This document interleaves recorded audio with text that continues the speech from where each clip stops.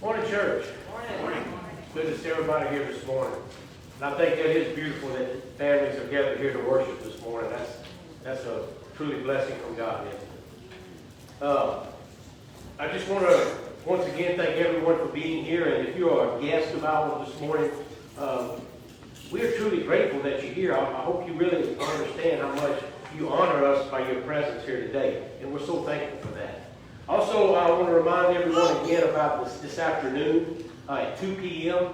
We will have the community Fifth Sunday singing. And for those that are not familiar with it, because I myself have been going for many years, and I know since COVID, they was unable to have it for several years.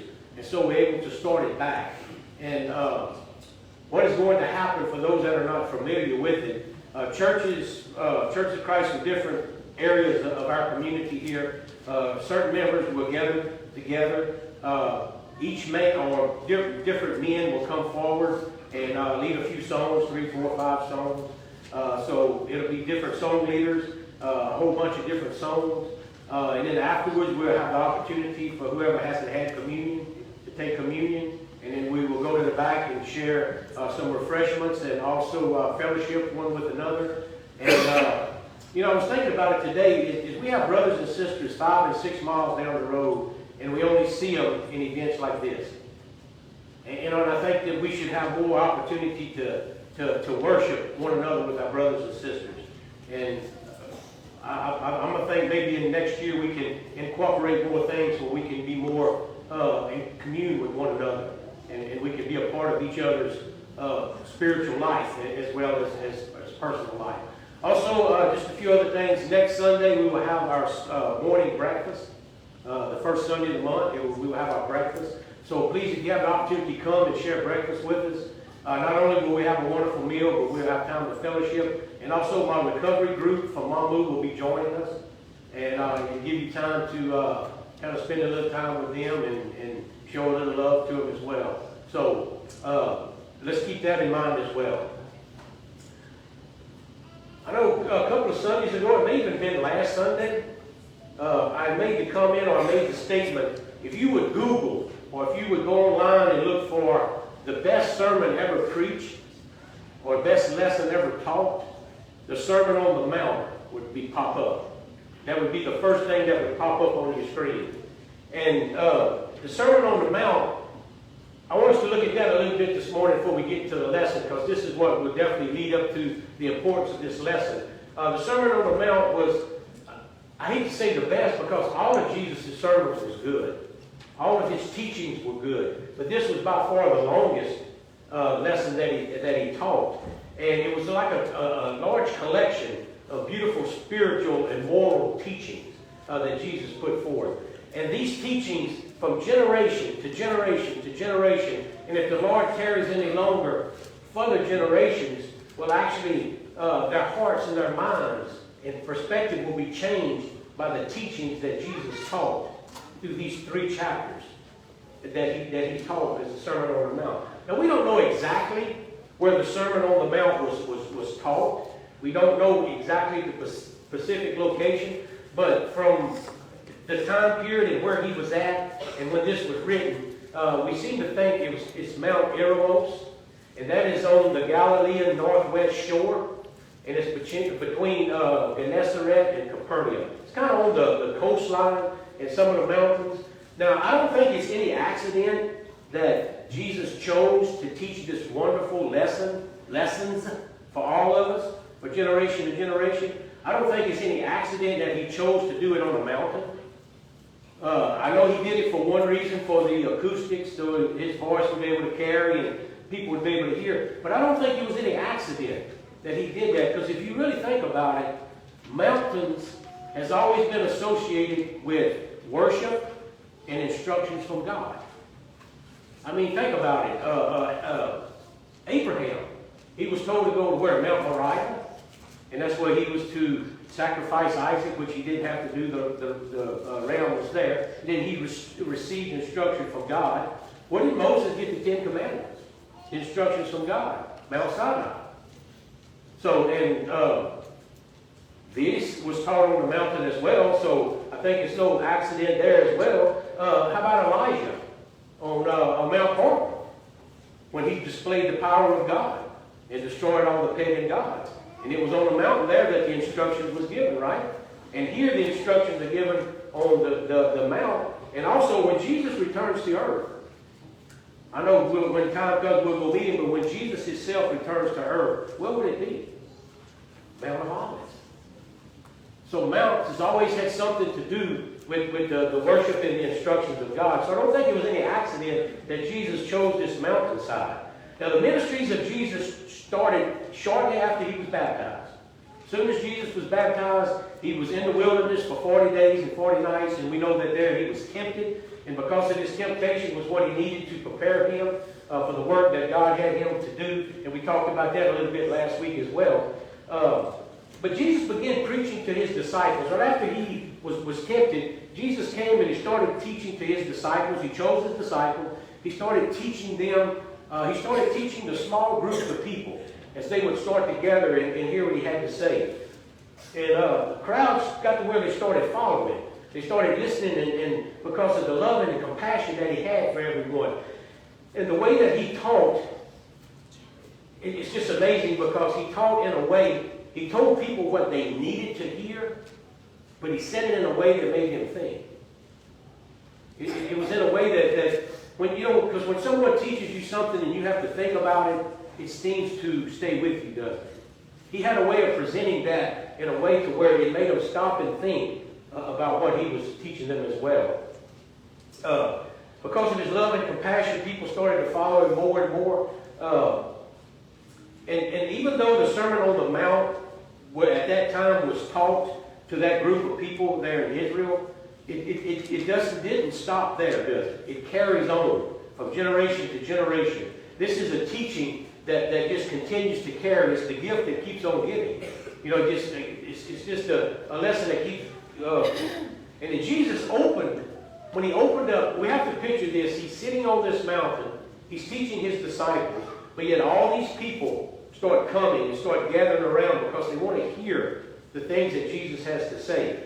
And he started out, I'm sure when he started out, the first thing that he did was probably confuse them.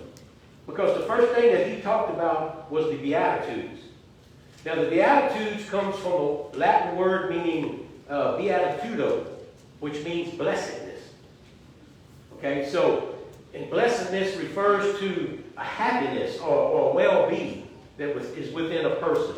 And it's the happiness and fortune of those who possess these qualities that Jesus talks about. He starts out by saying, blessed, or you are totally happy, your inner happiness will come, and it ends with a blessing. It starts with blessing and ends with a reward. You know, if you are poor in spirit, then your reward is the kingdom of heaven. If you are poor in heart, then this is your blessing. So each one starts with a happiness and with a blessing. So let's get into the lesson now. Let's look at Matthew chapter 5. And we'll start in the first 12 verses, Matthew chapter 5. So now we've set the scene. Jesus is on the mountainside, and he knows that there's going to be some great instructions from God. And here he's starting out with letting people know that you are a blessed person, you're happy within, and this will be your reward. So let's see how he does it. Matthew chapter 5, we'll start at verse 1. Now when Jesus saw the crowds, he went up on a mountainside and he sat down. His disciples came to him, and he began to teach them. He said, blessed are the poor in spirit, for theirs is the kingdom of heaven. Blessed are those who mourn, for they will be comforted. Blessed are the meek, for they will inherit the earth. Blessed are those who hunger and thirst for righteousness, for they will be filled. Blessed are the merciful, for they will be shown mercy. Blessed are the pure in heart, for they will see God. Blessed are the peacemakers, for they will be called children of God. Blessed are those who are persecuted because of righteousness, for theirs is the kingdom of heaven. Blessed are you when people insult you, and when they persecute you falsely, and when they say all kind of evils against you because of me. Rejoice and be glad, because great is your reward in heaven. For in the same way they persecuted the prophets who were before you. Now, when we look at this and he reads it, I'm pretty sure, as I said earlier, the Beatitudes shocked these people when he presented it to them. Instead of giving them a list of do's and don'ts, Instead of giving them a list of you shall not or what you shall do, instead of giving them that, he gives them a list of things that they will become. And I'm sure they're sitting there waiting for, okay, all this you shall not and all of this, I'm not supposed to do this and I'm not supposed to do that. Instead, he gives them instructions on people that they are to become. He speaks of the people of who they are. And that's what made it so great, wasn't it? And I'm sure that it catches their attention. And Jesus breaks every perceived concept of blessed when he starts this. Because normally, in their mind, we think when he thinks you're blessed, it means you have a lot of money. You have a lot of spiritual possessions. I mean, you have a lot of material possession. You have a lot of knowledge. Because in the world today, how do we base success? On what you have. Right? That's how the world perceives it, right? And so he said, no, blessed is not what you have. Blessed is what you don't have. And I'm sure they're like, well, whoa. What is he trying to tell me here? I'm blessed, and the happiest day of my life is when I realize that I don't have wealth. Is when I don't have power. And when I don't have all this knowledge of the law. And I'm sure it actually, think about it. We get up here on Sundays and we say, when we have less, then we have more. And sometimes it's hard to understand, isn't it? And I'm sure for them it was totally hard to understand. He's saying happiness doesn't come from wealth, power, or your knowledge of the law. Happiness comes from being meek. Happiness comes from being merciful. Happiness comes from being peaceful. Happiness comes from having an insufficient amount of spirituality. Well, I thought we were supposed to be rich in spirit as Christians. But yet I'm supposed to be poor in spirit. That's hard for us to conceive, isn't it? And this is a great lesson. And that's why he started out with blessed are the poor in spirit. Because you see, until you realize that you can't do this on your own, until you realize you are totally deprived spiritually, you will never seek more, will you? When you think you got it together, that's when you don't have it. And that's the message he's trying to lead us into this morning. Now, these Beatitudes also shocked them because when Jesus declared poor in spirit is when you have access to the kingdom. That's what blows their mind and that's what blows ours, right? The less spirituality I have, that's when I will have the kingdom of heaven. And until we piece it together and understand what he's teaching, it's oblivious to it, isn't it? But he's going to show us what it means to be poor in spirit. You see, because the people of that day, who was their greatest? Our example today is what? The world. That's what we focus success on, the world. The people of this day, they focus success on who? The Pharisees. And what did the Pharisees believe? That they was morally superior to everyone? That I know more about the law than you law? No. I'm it spiritually. You're here and I'm here spiritually. And that's what he was aiming at, wasn't he? When we are so prideful and when we are so self-righteous, you don't have anything. You have to be unself-righteous. You have to be unwilling and every day willing to pour yourself out. To forget all the old and to be willing to receive all the new. Like Apostle Paul said, like a drink offering, I have to be poured out. In other words, every day I have to come in here and I have to pour myself out in order for God to fill me. But if I wake up in the morning and think, well, I got it, I'm full. I don't need no help up here. I got it. I can memorize it. That's when I'm at my worst. I have to pour myself out and allow God to fill me with blessings each and every day. And he's saying until you do that, until you realize you don't have it, you're never going to try to receive it. But here Jesus is elevating those who recognize their own helplessness. Jesus is throwing this at those who are placing themselves above everyone, who think they're spiritually righteous. Jesus is throwing this at them. I remember, what was it, in 2005, I think it was 2004 or 5, I came and filled in at this church for a minister that I was in between finding a minister. So I came filled in for a few months. And one of my friends that I grew up came to one of the services. And he was sitting in the back, and after the service was over, he said, "You was throwing that at me, wasn't you?" I said, no, I was thrown in at Satan. If you got hit, you must have been too close. And that's who Jesus is throwing in at. Those who think they're so spiritually moral, those who are so self-righteous that they don't need anything. The pity the day, he's saying, pity the day when you think you don't need me for spiritual strength. That will be the saddest day of your life. The richest day of your life is when you wake up in the morning and realize, I have nothing. I have nothing this morning until God gives me what he wants me to have. I have nothing. Because you see, his mercies are renewed every day. And you see, that's when we have that's where he says we have a problem with worrying. That's why he said, don't worry about tomorrow. Because all the mercies you need for today, they've been given to you. All the problems you will face today, your mercies have been given to you. You haven't received tomorrow's mercies yet. They're renewed what? Every day. He said every day your mercies are renewed. So if I'm worried about tomorrow, I don't have mercies for that yet. How am I going to face that? You can't. You worry about today. Because today he has given us the mercies that we need when we have allowed ourselves to be poured out and to be filled spiritually. When I woke up this morning, I have nothing to give you guys. I don't have one thing to give you. I don't have it. You're going to have to give it to me. If the Holy Spirit is not up here with me, then this is like, I just as soon go beat on a kid's gun. Now what the Scripture says, I just as soon bang a gong and make a noise. Until I will allow him to fill us spiritually, we will never be where we need to be. Let's look at Isaiah chapter 66. Now, the people of that day should have knew this, and we should know this as well. Let's look at Isaiah 66. And we're going to look at verse 1 and 2. Now, what's happening here is to give us a little insight and to get the meaning from this. In Isaiah 66, they're actually rebuilding the temple with King Hezekiah. They're actually rebuilding the temple, and he sends the prophet Isaiah to tell them. And the point that he's trying to make to him, okay, you rebuilding the temple, and I will reside in the temple. But he's saying all these things in the earth, all these materials that you're using to build this temple, I made them. The only thing that I don't have is your heart. That's the only thing that you have to give me. Everything else is mine.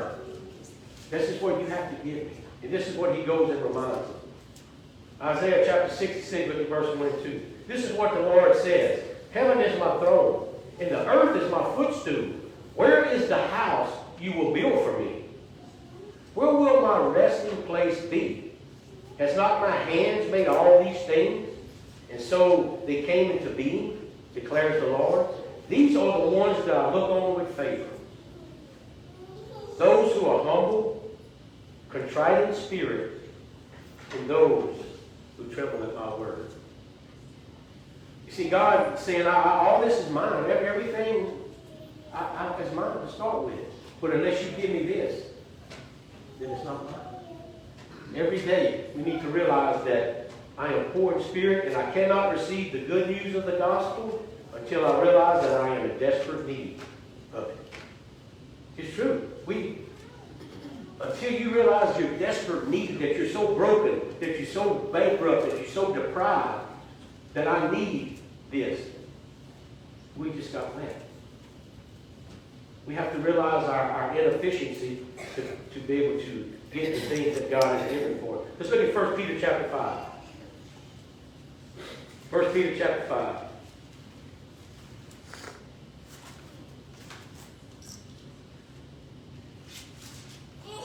And here in Peter's talking about the spiritually proud. It says, in the same way, 1 Peter 5:5. 1 Peter 5:5. In the same way, you who are younger, submit yourselves to the elders.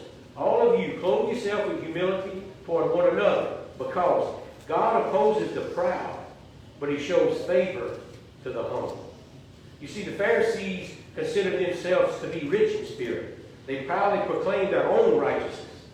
They took great pride in their great knowledge of the law of Moses and looked down on everyone else that was sinners.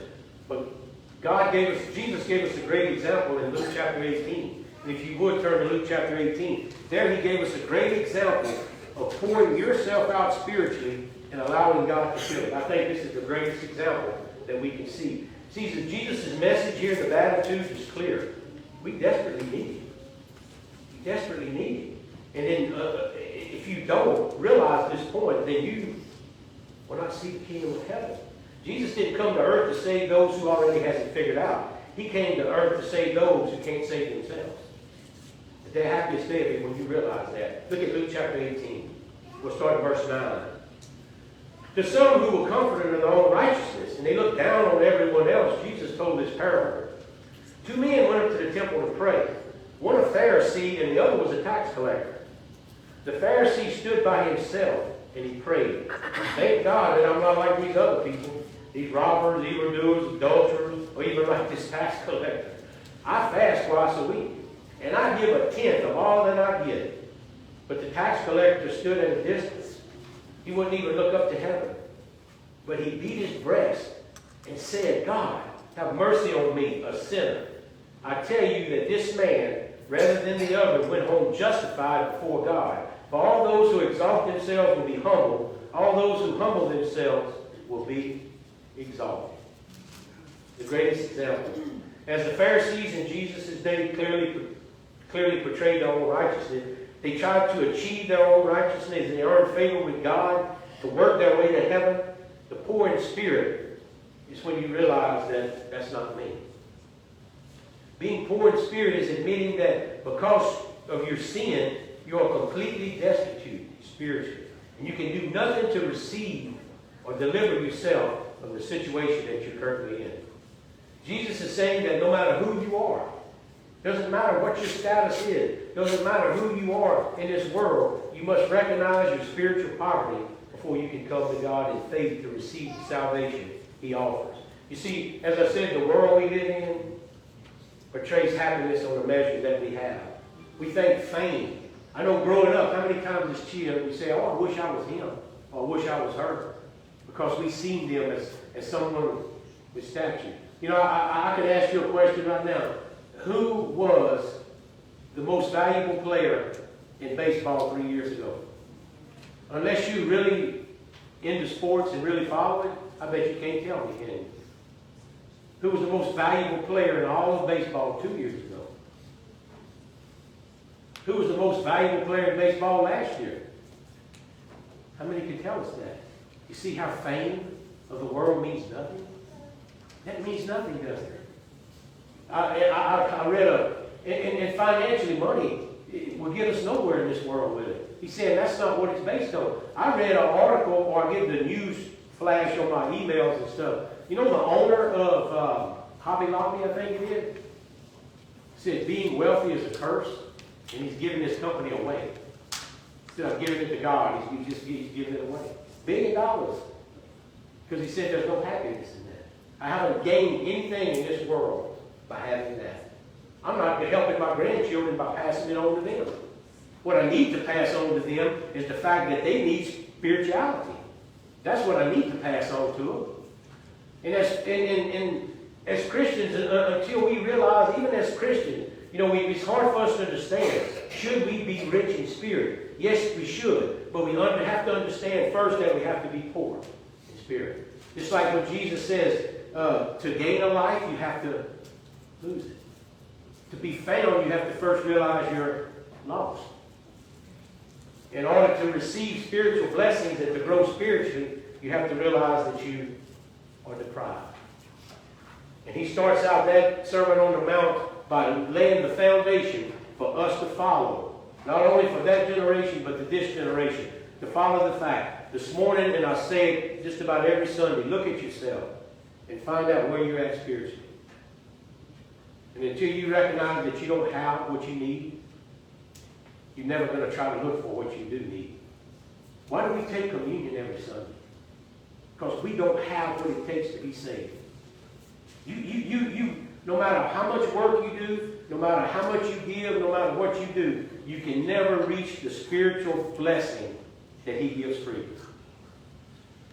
I can't take it in if I'm full. If I'm full spiritually, I don't need this. How can I receive something I'm already full? I'm poor in spirit. I need what you have to offer.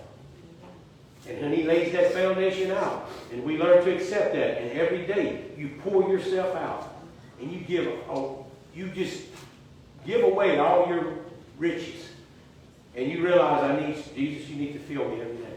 Every day you got to give me what I don't have, what I can't do for myself. And I know as ministers, if they're honest, if they don't do that, they will never be able to get up here and do and say the things they need to say. I don't have the courage to step on toes, but the Holy Spirit gives me that. Why? Because I don't have it. I'm poor in spirit. I need to be blessed spiritually. So you have to give me what I don't have. That's what we need to realize from the first beatitude, the first blessing. And when that happens, that's when we will receive the kingdom of heaven. In other words, I can't do it until I realize I don't have it. So this morning, if you have a need, if you feel the need to grow spiritually, if you need prayer, you can come. We will lay hands on you. We will pray with you. If you need baptism, the waters can be made ready. But this morning, realize that you're bankrupt. I have nothing. Only thing I can have is what God plans on giving me. So if you have a need, come and make it known as we stand and sing.